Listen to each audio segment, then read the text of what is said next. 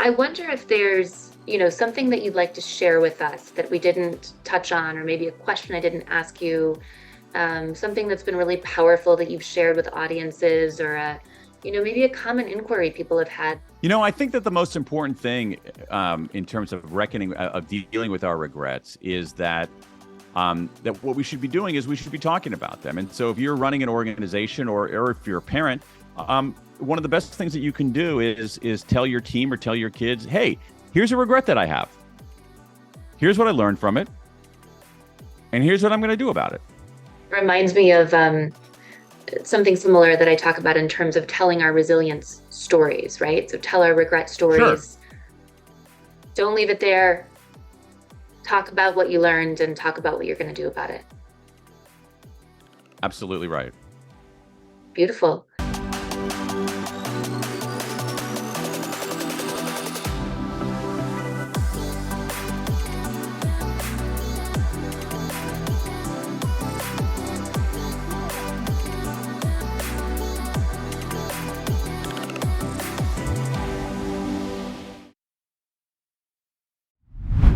Well, welcome back to Flourish or Fold, Stories of Resilience. We are so delighted you are here with us. And of course, we have a wonderful, exceptional guest joining us for this particular episode. This is someone that I have long admired.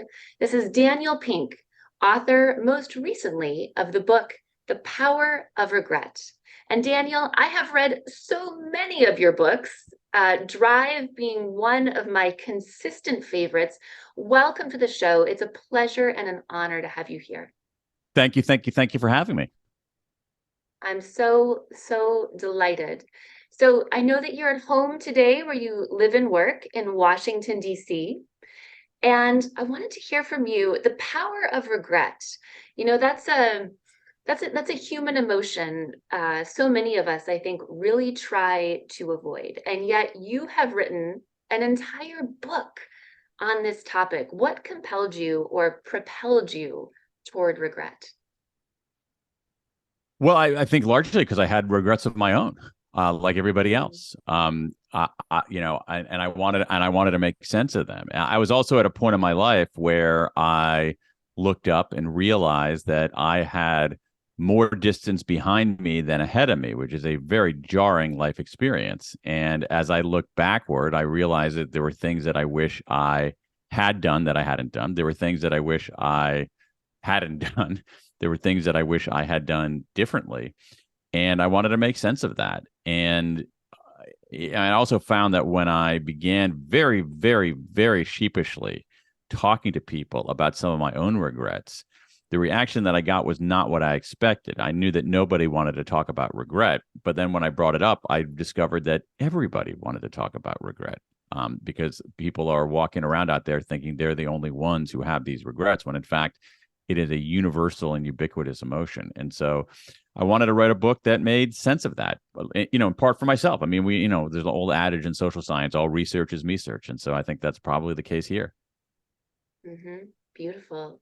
Well, on our show, we of course give our listeners an opportunity, sort of a peek behind the curtain into a particular challenge, change, or complexity, the three C's, as I like to call them, that has really formed you, right? This is about well-known people sharing their lesser well-known story of resilience.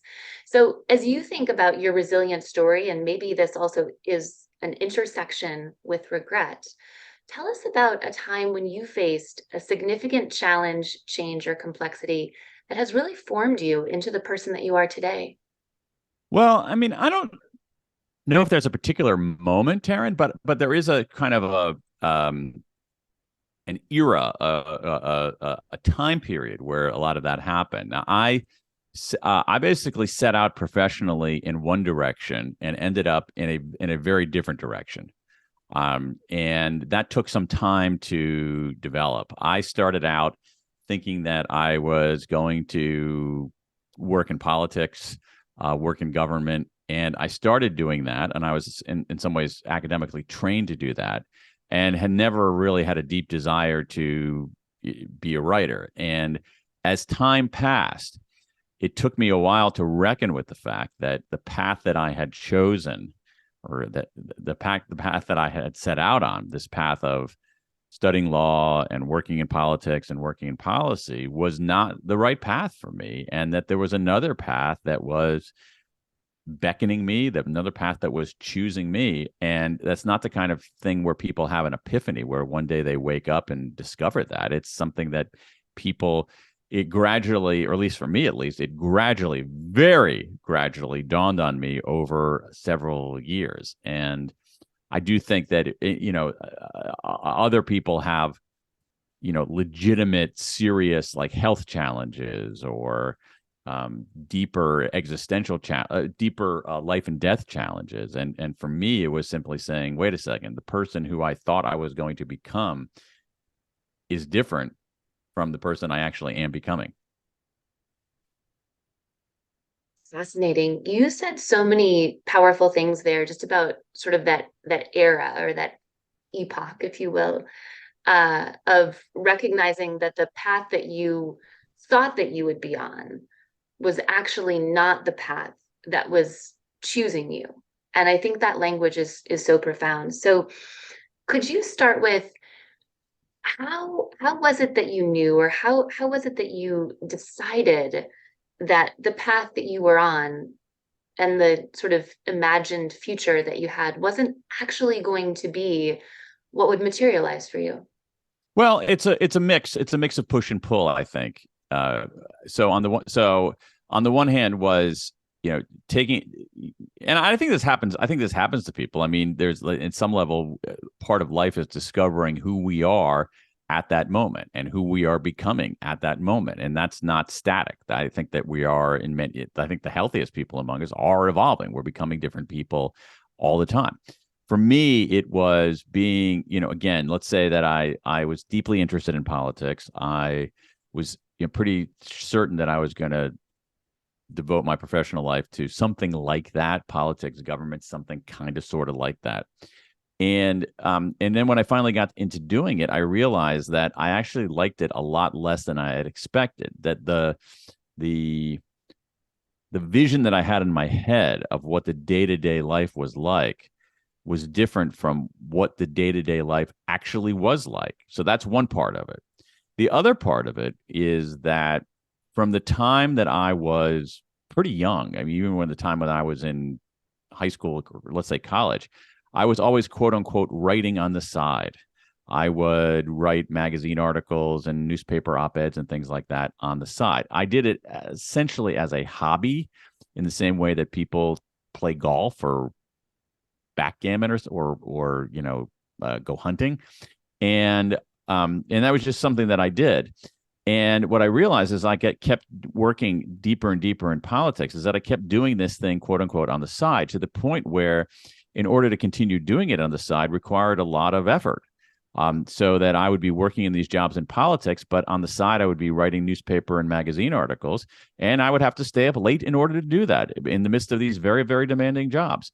I was writing stuff that I very easily should have gotten paid for, but I didn't take any money for it because I couldn't take any money under the ethics laws.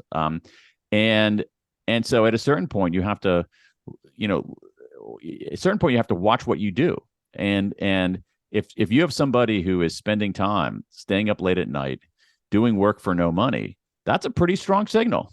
And it took me a while to receive and hear that signal, that maybe what I was a writer, at least at that moment in my life. I'm not sure that's going to continue forever, but what was the person who the person I was becoming was different from the person I set out to be, at least professionally. Yeah, that's right. And And I I think that love what how you you have to touched. do, I think there are different ways. There are different ways you can deal with that. You can say, you know what, not a good idea. This person you're becoming, you know what, let's steer the ship in a different direction. Let's try to prevent that from happening. Or you can say, wait a second, this is telling me something. I actually have to lean into this rather than try to try to stop it. And I just think that there's an interesting question about who we are and who we become, and the extent to which we are. And this is why I said push and pull, I guess. The extent to which we are kind of um, pushing things on our own, or being pulled by things elsewhere in our life. hmm hmm Yeah. And I really appreciate how you talked about that inflection point of sort of the imagined life or imagined day to day that you would have versus the reality or the Yeah. actuality of the situation. And I think there's so many people, and certainly some of them are listening today, who've been in that who've been in that place, who've walked in those shoes, who have said, you know, I wanted to be an attorney, but this is really different than I thought it was going to be, or a physician, or a corporate executive, whatever it is. And it's a really frightening place for so many people to say, oof, this isn't what I thought it was going to be. And this is Hmm. what I thought I was going to be. So what now? So Hmm. how was that experience for you to sort of come face to face with um, the chasm that existed between sort of what you had imagined and your reality, and to have the courage to really face that, because there's a subset of Well, people that just pretend, right? yeah, yeah, and I think that's. I mean, obviously pretending is unhealthy. I think that one has to recognize that a it's like a dimmer switch on a light. It's not off on. That the or it's like focus on a camera. It's like the picture gradually becomes clear. It's not something that people realize in a snap. It's something that people actually that you have maybe an inkling of at first, and then sometimes when you have that inkling, your tendency might be to dismiss it. No, no, no, this is ridiculous. This is nothing. And then if the inkling persists, maybe you start paying attention to it. And then maybe I think that you have some people will actively try to suppress that, or and other people will try to embrace that. But I think what you have, I think that we have this tendency to try to figure things out in advance when in fact I think it's sometimes, Taryn, we have the sequence wrong. We tend to think that we need to figure things out and then act, when in fact acting is a form of figuring things out. And so I think that's a lesson to to derive from this, which is actually watch what you do, rather than who you think you are. Watch what you actually do, because that gives you clues about who you are. So too often we try to say, "Who am I? Then what should I do?" And when in fact, if you watch what you do, you discover who you are.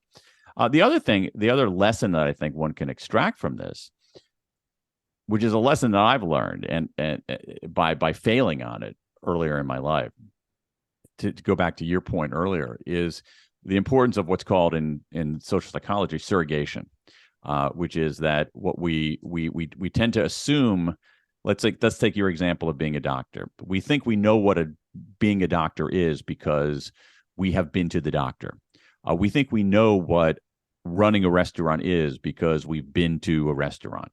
We think we know what it is to teach a second grade class because we've been in second grade, but we don't. And a way to figure that out is to talk to people like you who have done those things, rather than assume that you know how to do that. Talk to people like similarly situated to you who have done those things. And so, like I wouldn't tell anybody to go become a lawyer unless she talked to 8 or 9 lawyers about what they actually do all day. I wouldn't tell anybody who has these kinds of glorious notions of what it is to be a classroom teacher without going and talking to 8 or 9 people who are classroom teachers to find out what's the ground truth of doing that. You mentioned physicians. This is a reason why medical schools require applicants to do some form of shadowing beforehand. You will not even get it looked at in a medical school application unless you have shown that you have shadowed physicians to see what those physicians actually do. And so, one of the just that principle of surrogation is one of the most important principles I learned the hard way. Mm. Yeah, I'll that's give you an fascinating. example. I'll give you an example. I went to law school without ever visiting a law school class. I went to law school without ever actually going around and talking to people about what life was like and what actually law school is. What do you do all day? I went to law school having never talked to anybody what it was to be a lawyer. Okay, that's a bad idea. Yeah, but at the time it seemed like a good idea. So there was something that attracted you to being an attorney, a way that you thought it was, something that, at least for a time period, drew you toward that life purpose, no? Well, yeah, I mean, this is what we're saying. It's like you make assumptions about how something is, but you actually don't really know. You know, Right. what's it like? Okay, so if I ask you, what's it like to live in? I don't know. Have you ever lived in Greece? I'm just picking a country out of the blue. Have you ever lived in Greece? I'm a quarter Greek, but I've never been to Greece. Okay, great. Neither have I. I've never been to Greece either. So this is a great example for both of us. So you and I might have idea of what it's like to live in Greece, but what do we know? We've never lived there. But there are plenty of people who have lived in Greece, and I and there are plenty of people who have lived in Greece, and we can find people who are like us who have lived in Greece and said, "What's it like to live in Greece?" And their answer is going to be far more accurate than our speculation. Right. Indeed. Indeed. Now you said something fascinating about the surrogation. You said go talk to 8 or 9 people. That's a lot more people than I thought you would say one should go and talk to or could go and talk to. Is there a sort of a magic number around 8 or 9 for No, you? I just think no, there isn't. There isn't. I just think that it has to be more than like one or two, or even two or three. I think Hmm. there has to be some volume, because what you get, it's like when you do research or when you do interviews on when I write a magazine story or write a book and I'm doing interviews, I like to do a decent number of, and it's on a particular topic. I like to do a decent number of interviews with people because after maybe 5 or 6 interviews, you start hearing the same thing over and over again. And that's the point where Hmm. it's like, okay, I think I've done the due diligence on that. But if you hear, if you talk to one or two people, they could be outliers for all you know. And so you want to get a variety of perspectives. So there's Hmm. nothing magic about 8 or 9. It's just like it's more than we typically think. Hmm. Yeah. Now, the other thing that you said, sort of being at this inflection point, right? This fork in the road, right? Recognizing that you weren't sort of on the right path, or the path that you had imagined was very different in reality. And then you also talked about recognizing that there was another path, and I love the language that you used here, that was choosing you. That was choosing Mm-hmm. you. Could you talk to us about the experience of what it feels like to be chosen by Well, another path? I don't want to oversell that point about choosing. What I do want to what I do want to go back to, the point that I will oversell is the point about watching what you do. Sell whatever you want to oversell. The point it's really the question of watching what you do. And Hmm. so there was something pulling me to be writing on the side during these very difficult, demanding jobs, doing it for no money. That's a very Hmm. strong signal, and that suggests that there was something about that was attractive. There was something about that was alluring. There was something about that had a magnetic pull on my time and my attention and my mental energy. And so that's what I mean by sort of you have to be aware of those of how you're behaving. You have to in some ways sort of float above yourself and look at yourself like a third person would look at you. And anybody, my wife, I mean, a good example of this. My wife is like, "Hey, you're staying up until midnight working on these articles for no pay in the midst of these other demanding jobs. I think this writing thing is something that you might like." It sometimes takes another person to have the perspective, but we can acquire that perspective on ourselves through various forms of self-distancing. So we often don't Hmm. do that.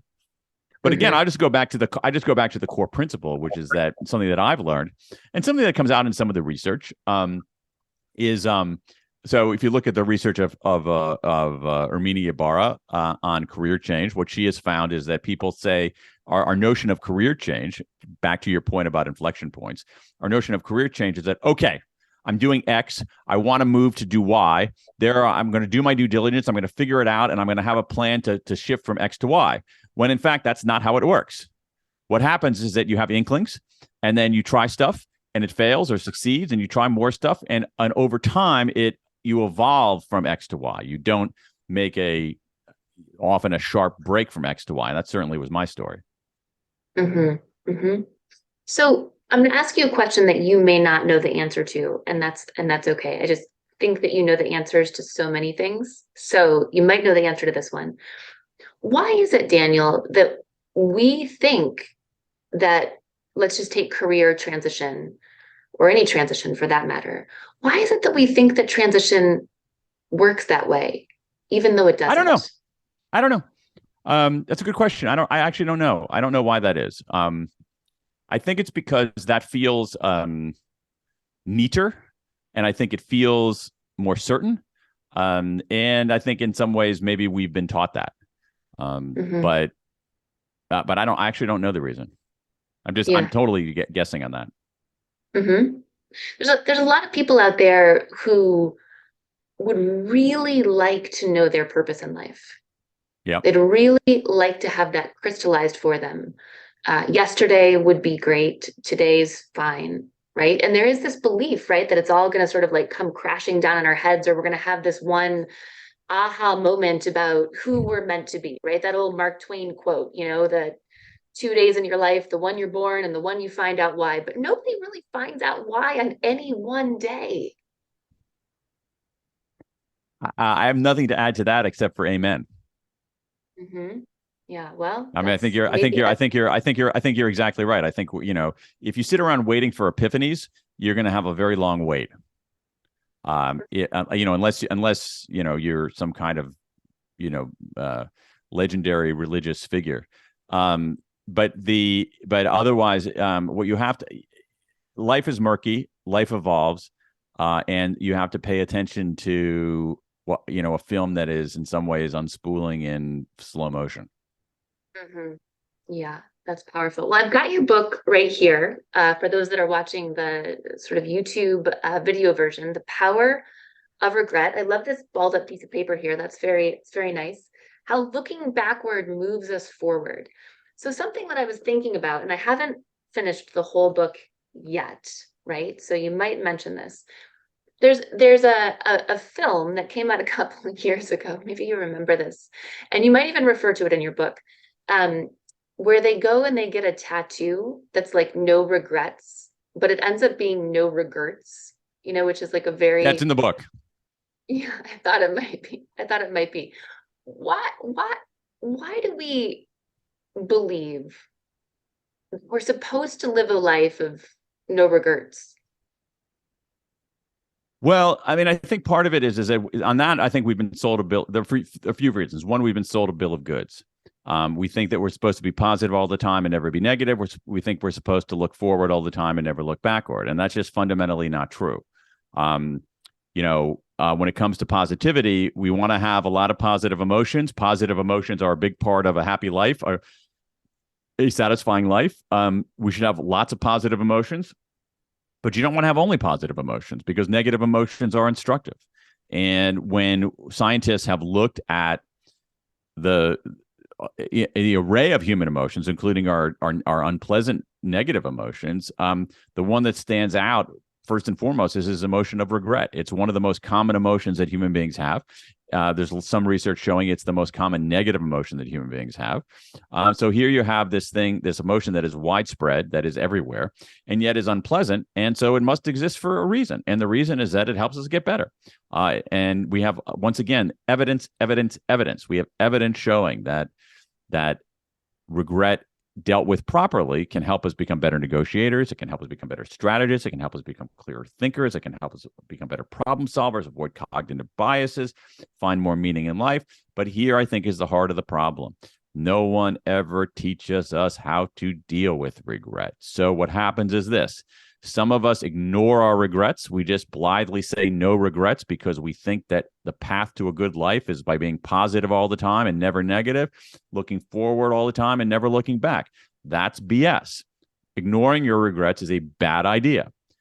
However, wallowing in your regrets, ruminating in your regrets, stewing in your regrets, getting captured by your regrets, that's a really bad idea too. What we want to do is something in between. We want to acknowledge our regrets, confront our regrets, reckon with our regrets, use them as signals, use them as information, use them as data. And when we do that, it's a powerfully transformative emotion. But no one's ever taught us how to do that. I love that. And before we started recording, you and I were just having a moment to connect with one another and sort of drop in before we started the interview. You talked, Daniel, about 4 core regrets that exist for many people or sort of across the board. Could you tell us about those? Sure thing, but let me show my work here because again, I want to, so the claims that I was making about regret a moment ago come from 50 or 60 years of research in social psychology, in developmental psychology, in cognitive science, and in neuroscience. What I also did is I collected a lot of regrets on my own. So I established something called the World Regret Survey, where we invited people around the world to submit a big regret. We now have a database of over 23,000 regrets from people in 109 countries. And when you go through that massive trove of regrets, what you find is exactly what you just mentioned, which is that around the world, people seem to have the same 4 core regrets with remarkable universality. And I think these 4 core regrets tell us something profoundly important about what a good life is. Amazing. Now can we hear about the four Oh yeah, regrets? sure. Yeah, we can talk about them. Yeah. Okay. So one is what I call foundation regrets. Foundation Ooh. regrets are about small decisions people make early in life that accumulate to terrible consequences later on. So I spent too much and saved too little, and now I'm broke. I didn't eat right, I didn't exercise, and now I'm profoundly out of shape. I didn't work hard in school, and now I'm having problems getting a job because I don't have any skills. So foundation regrets are those kinds of decisions. Mm. Boldness regrets are being at a juncture in your life and having a choice to play it safe or take a chance. And what we find is that most people regret not taking a chance. Some people regret taking a chance and having it go south on them, but not that many. Mm. Overwhelmingly, people regret not taking a chance. So it could be not asking somebody out on a date, not traveling, not speaking up, not starting a business. Third one, moral regrets. Moral regrets are, you have a choice at a certain moment in your life. You can do the right thing, you can do the wrong thing, you can take the high road, you can take the low road. And when you do the wrong thing or take the low road, most of us, most of the time, end up regretting it. Not everybody, but most of us. And so in this database of 23,000 plus regrets, we have a lot of regrets in this category about bullying people earlier in life. I bullied somebody when I was younger, and now 10 years later, 20 years later, 30 years later, they still regret it. A lot of Mm. regrets, huge numbers of regrets about marital infidelity. I cheated on my spouse, and I'm ashamed, and I've regretted it ever since that happened. Fourth category are what I call connection regrets. These are regrets about relationships, not only romantic relationships, indeed, not even mostly romantic relationships, but the full suite of relationships in our lives where we have a friendship, we have a connection with a relative, whatever. And over time, that relationship, that relationship was intact or should have been intact, but over time, it comes apart, usually slowly, usually drifting apart rather than through some kind of knockdown, drag out fight. And what happens in those cases is that we want to reach out, but we feel awkward about reaching out because it's been a while. We think the other side's not going to care.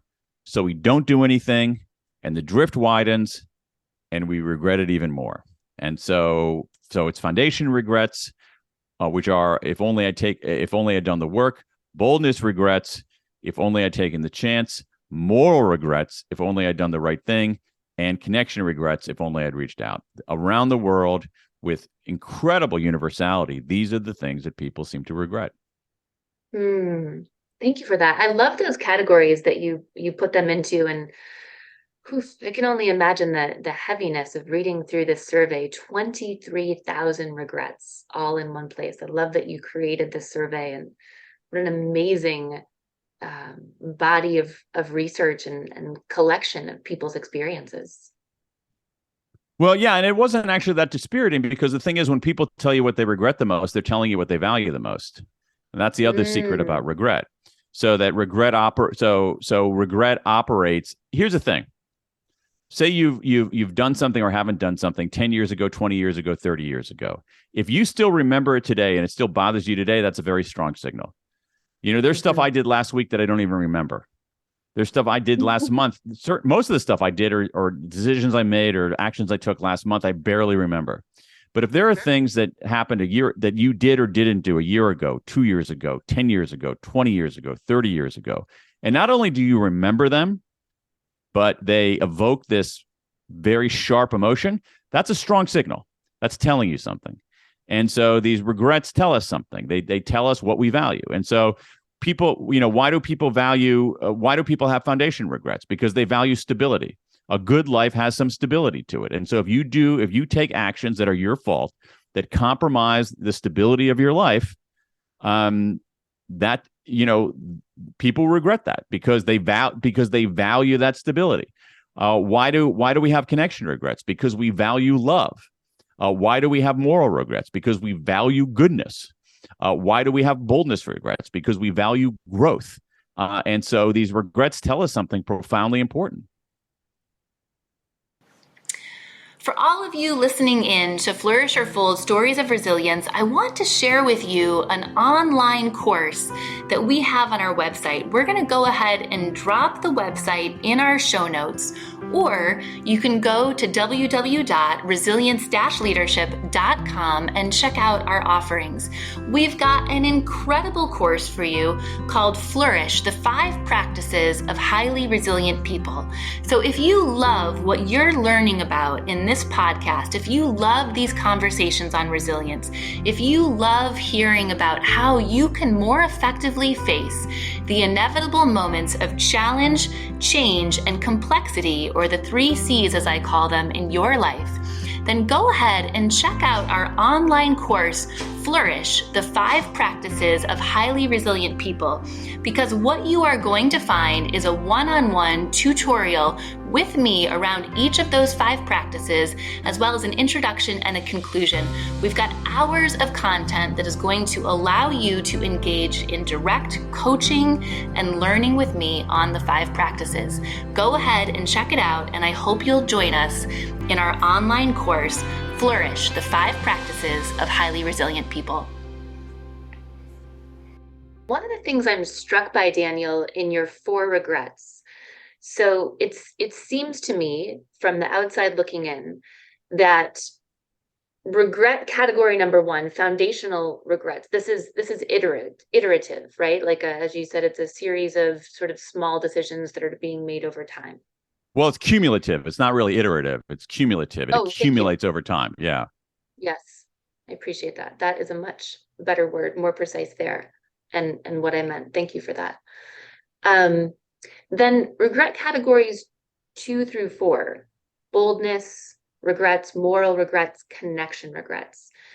The way that you described these seem to happen like all in one moment, right? Like I've got this opportunity and I'm bold or not. I've got this opportunity to protect someone or be a bully or, be part of the problem, and I make a decision in that moment. And connection regrets, right? You said it sort of percolates into this big blow up, sort of moment where things fall apart. So number 1 is cumulative, and it seems like 2, 3, and 4 are just like in the snap of a finger. There's a moment where everything changes. Am I understanding that right? It's a good, interesting insight. I think there's some truth to that. I do think that boldness regrets are about.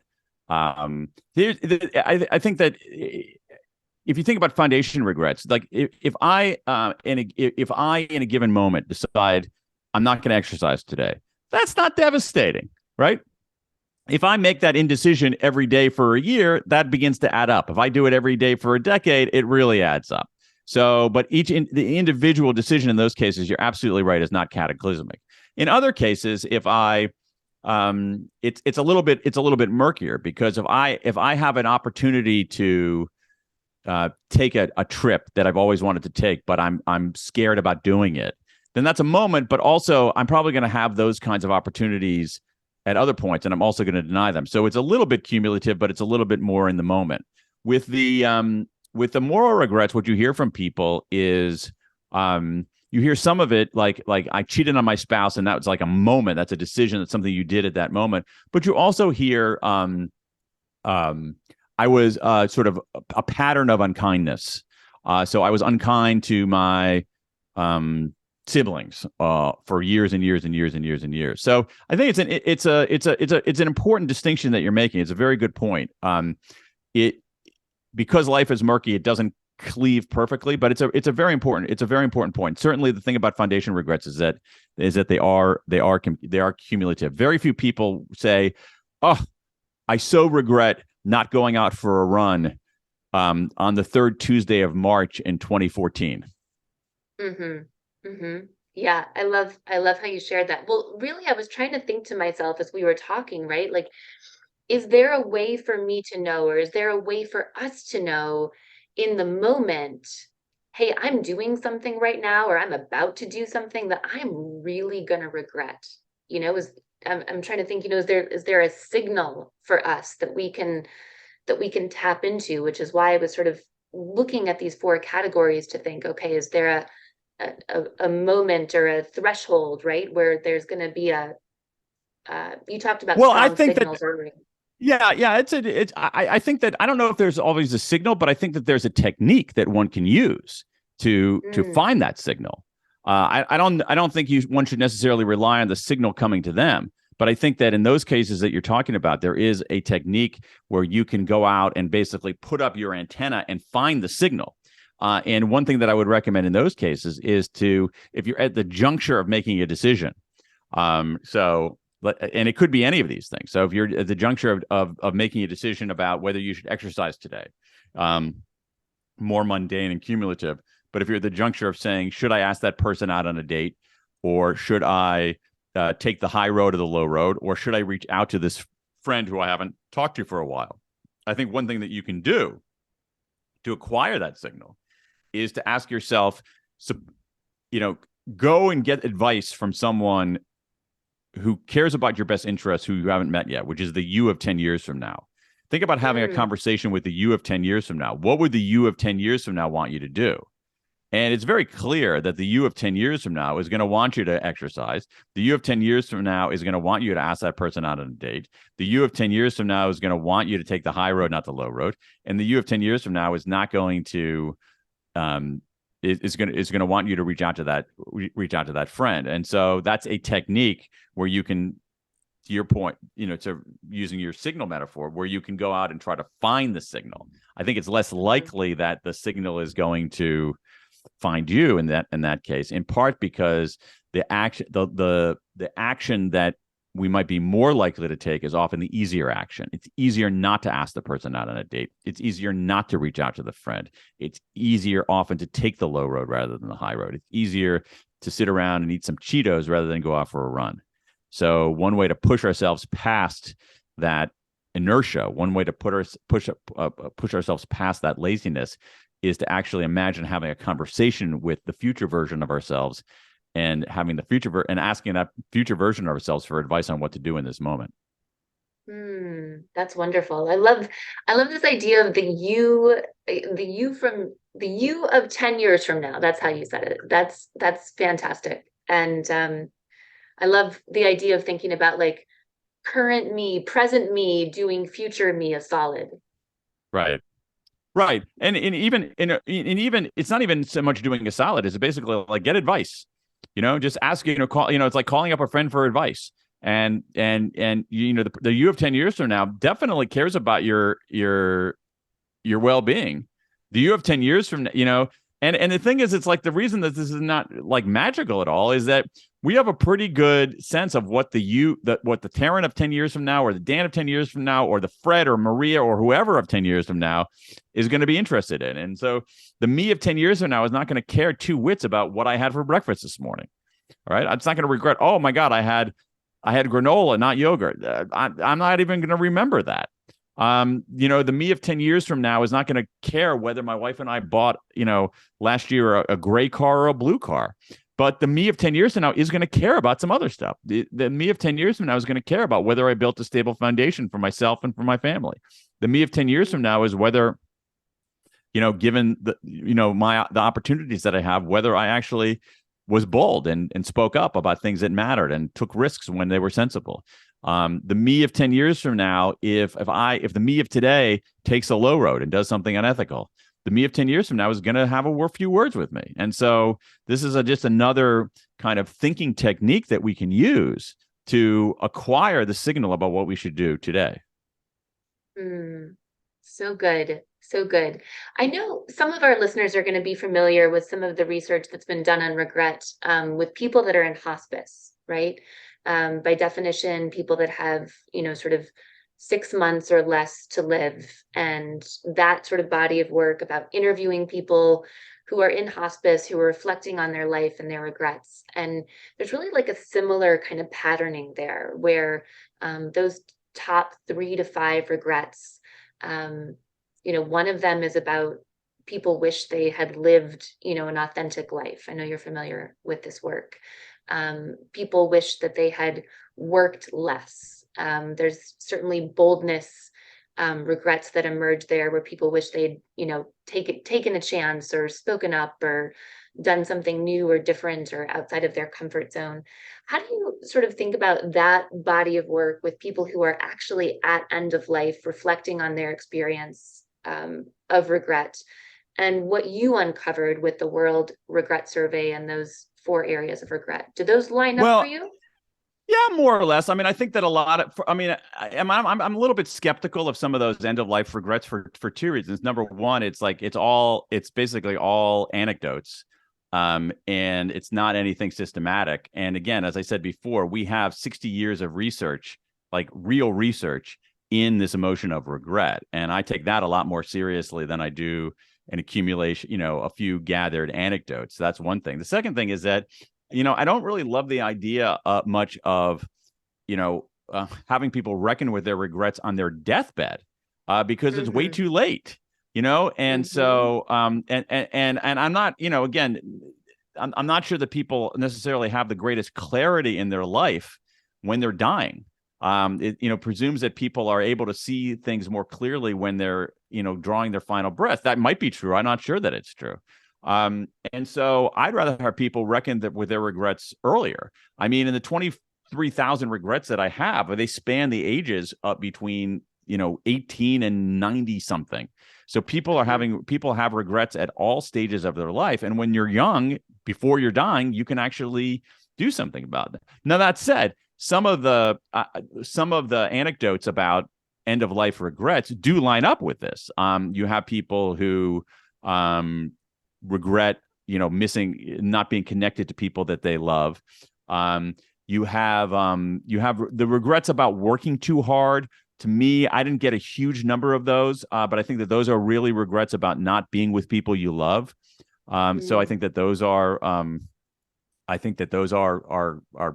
consistent. So I think that they line up, but I'm much more apt to take seriously, real scientists doing real research on this emotion, rather than a few gathered anecdotes.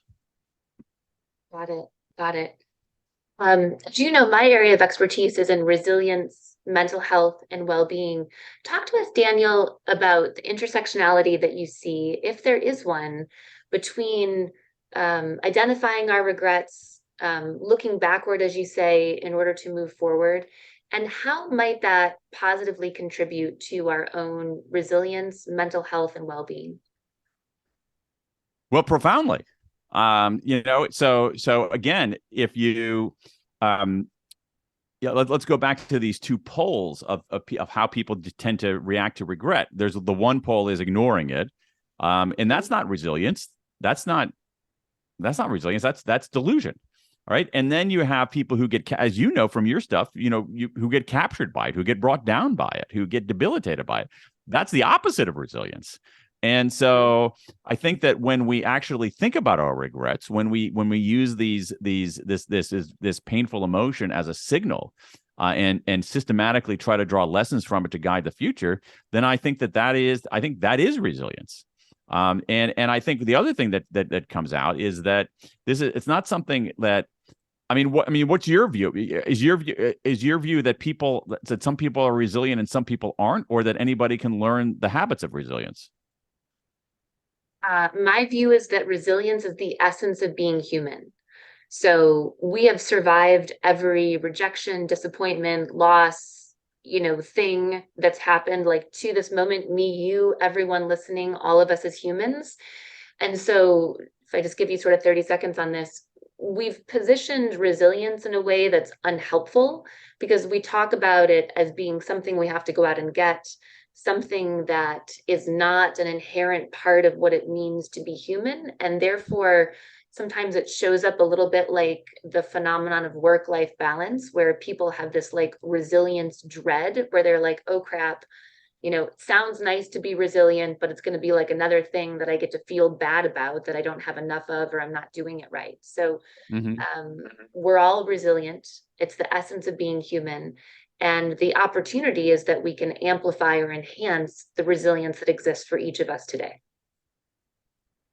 Right. Yeah. Right. So yeah. So I think that it's pretty consistent. I think all of us are. I mean, I guess if I can rephrase it, and I hope I'm getting this right, that all of us are in some ways inherently resilient. Is that accurate? You got it.